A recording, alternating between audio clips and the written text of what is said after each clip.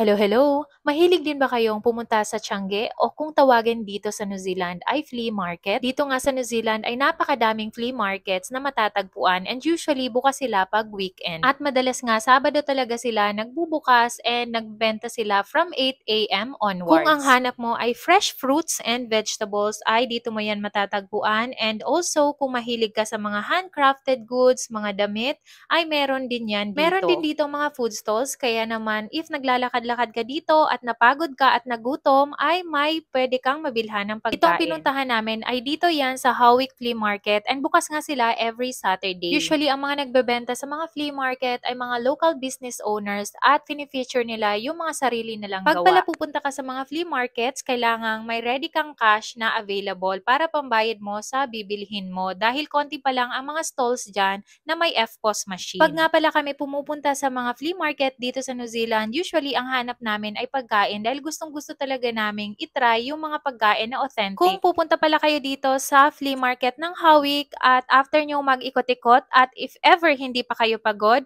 I highly recommend na puntahan nyo na din yung mga thrift shops or mga ukay-ukayan dyan, dahil napakadami talagang mga thrift shops dyan sa Howick.